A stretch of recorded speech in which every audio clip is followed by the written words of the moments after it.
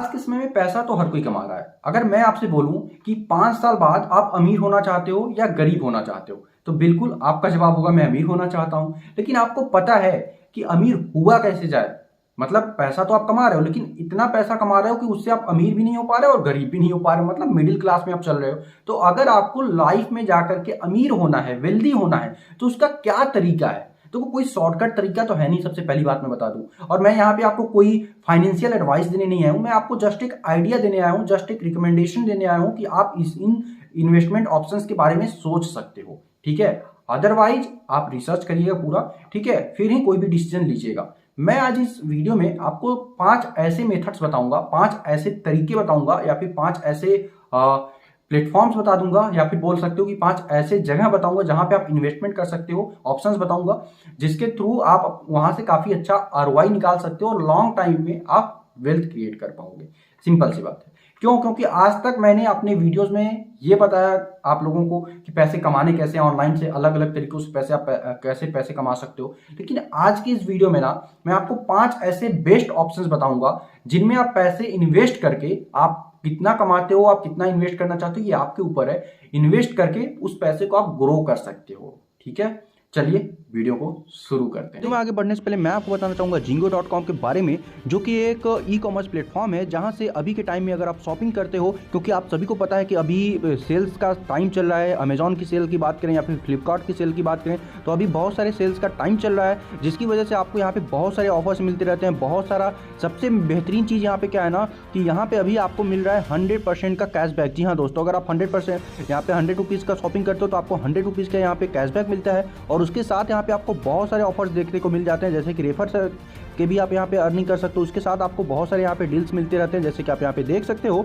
ठीक है, अलग अलग टाइप्स के ब्रांड्स आपको मिलते हैं, आप कोई भी शॉपिंग कर सकते हो और हर शॉपिंग पे कुछ ना कुछ सेव कर सकते हो, और उसके साथ ही आप यहाँ पे अर्निंग भी क्रिएट कर सकते हो। जैसा कि आप यहाँ पे देख सकते हो, लिंक मैंने इसका डिस्क्रिप्शन में दे दिया है, आप देख सकते हो। ऊपर ही क्लिक करके आप अमेजॉन ग्रेट फेस्टिवल में जाकर के शॉपिंग कर सकते हो, या फिर मिंत्रा फैशन फेस्टिवल में जाकर के शॉपिंग कर सकते हो। शॉपिंग करने के लिए सिंपल से आपको शॉप एंड अर्न पे क्लिक करना है और कोई भी प्रोडक्ट सेलेक्ट कर लेना है। सिंपल से आपका अमेजॉन का जो है वो 48 घंटे में आपका जो ये शॉपिंग है वो ट्रैश हो जाएगा और आपको रिवार्ड जनरेट कर दिया जाएगा।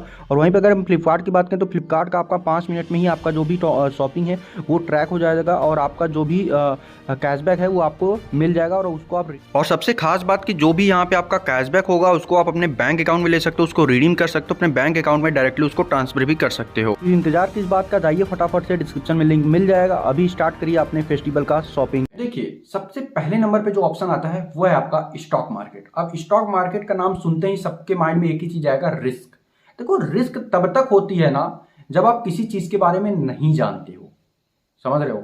मान लो आप एक रास्ते से जा रहे हो और उस रास्ते में एक प्लेटफॉर्म पड़ता है, ठीक है, और आपको पता है कि उधर से ट्रेन आ रही है, लेकिन आप फिर भी नहीं रुकते हो और आप चले जाते हो, तो ये तो रिस्क हुई ना। क्यों? क्योंकि आप जानबूझ करके वो गलती कर रहे हो। लेकिन आप अगर पढ़े लिखे हो, अगर आप चीजों को समझ करके डिसीजन लेते हो, तो वो रिस्क कम हो जाता है। ठीक है, आप रुकोगे, ठीक है, फिर देखोगे क्रॉसिंग है, जब क्रॉसिंग है आपका, तो क्रॉसिंग जब क्रॉस हो जाएगी ट्रेन तब आप जाओगे। सिंपल सी बात समझो। वैसे ही जब भी आप इन्वेस्टमेंट करो, आप अनपढ़ों की तरह इन्वेस्ट मत कर दो, जहां मन किया वहीं इन्वेस्ट कर दो, पहले रिसर्च करना चाहिए। वैसे ही वही लोग स्टॉक मार्केट को गलत बोलते हैं या फिर बहुत रिस्की बोलते हैं, जो स्टॉक मार्केट को ना समझना चाहते हैं, ऊपर से वो आपको और निगेटिव कर देते हैं। सिंपल सी बात समझो, स्टॉक मार्केट ना निगेटिव है ना पॉजिटिव है। अगर आप सही से फाइनेंशियल नॉलेज लेकर के इन्वेस्ट करते हो तो आपको स्टॉक मार्केट प्रॉफिट देगा। अगर आप स्टॉक मार्केट से जल्दी पैसा कमाना चाहते हो और गलत डिसीजन ले लेते हो तो स्टॉक मार्केट आपके लिए रिस्की हो जाएगा। सिंपल, अगर आपको लॉन्ग टाइम में प्रॉफिट बनाना है स्टॉक से, तो आप 2 चीजें कर सकते हो। सबसे सेफेस्ट जो मेथड मैं मानता हूं, मेरा जो ओपिनियन है, वो है आपका इंडिसेस। जैसे कि निफ्टी 50 में डाल सकते हो, बैंक निफ्टी में डाल सकते हो। ठीक है, जितने भी इंडिसेस है ना उनमें आप पैसे डाल सकते हो। ठीक है, दूसरा जो ऑप्शन है शेयर मार्केट में, वो है आपका पर्टिकुलर स्टॉक में। पर्टिकुलर स्टॉक में यहाँ पे कोई भी नाम नहीं लूंगा। देखो, आपको पता है यार कि किसी भी देश की मैक्सिमम जो 50 कंपनियां, टॉप की 50 कंपनियां, वही उस देश को मैक्सिमम रोटेट कराने, मनी फ्लो रोटेट हो रहा है। तो सिंपल सी बात है, आप किसी एक ऐसी कंपनी को रिसर्च करो जो कंपनी आने वाले समय में बहुत ग्रो होने वाली है, और आप उसमें पैसे डाल दो। ठीक है, बट आफ्टर प्रॉपर रिसर्च, पूरा एकदम A to Z रिसर्च करने के बाद, उस कंपनी के बारे में अच्छे से जानने के बाद, उस स्टॉक के बारे में अच्छे से एनालाइज करने के बाद फिर ही वहां पे पैसा डालो। ठीक है, ताकि आपका लॉस का संभावना कम होता जाए, प्रॉफिट की संभावना ज्यादा होता जाए। और यहाँ पे अगर मैं बात करूँ ना रिटर्न आरओआई का, तो यहाँ पे आरओआई मतलब आप गेस भी नहीं कर सकते।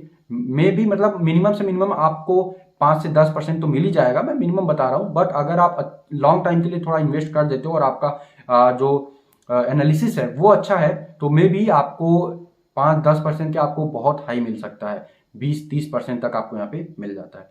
दूसरे नंबर पे जो आता है इन्वेस्टमेंट ऑप्शन, वो है आपका म्यूचुअल फंड।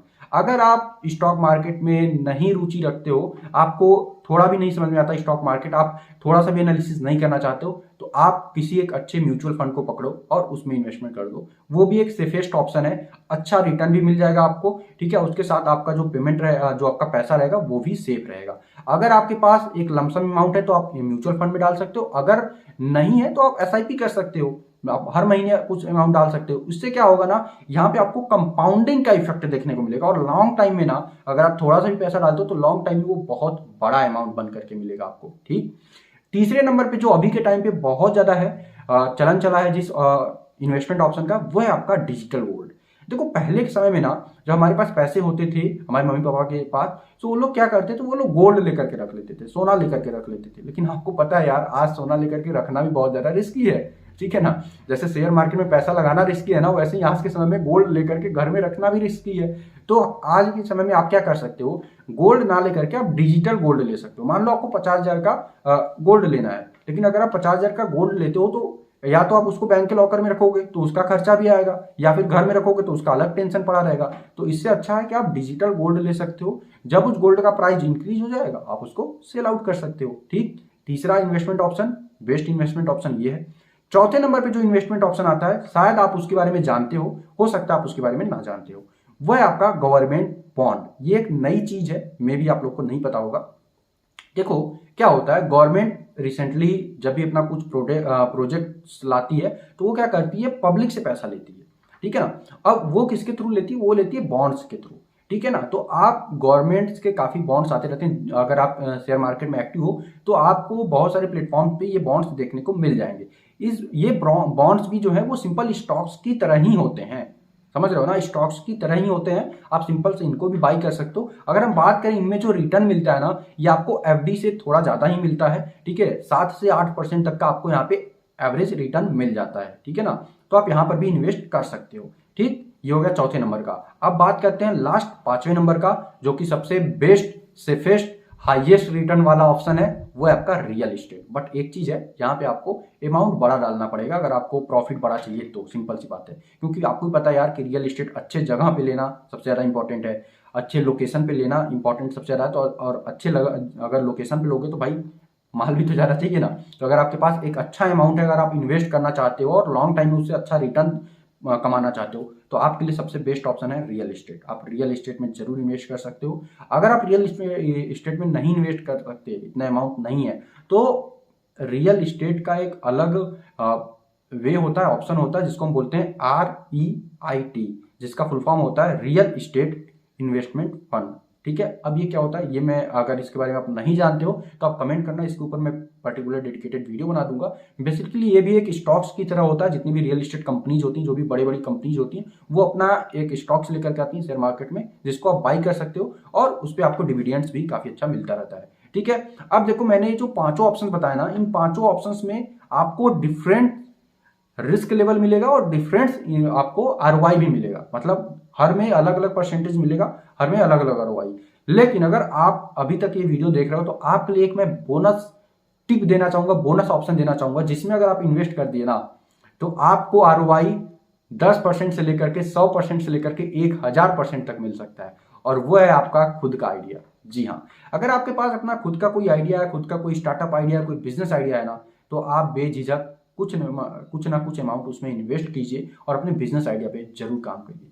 क्यों? क्योंकि अगर आपका वो बिजनेस कामयाब हो गया ना, तो वो आपको इतना रिटर्न देगा, इतना रिटर्न देगा कि हो सकता है कि उतना कोई शेयर या फिर उतना कोई इन्वेस्टमेंट ऑप्शन ना दे।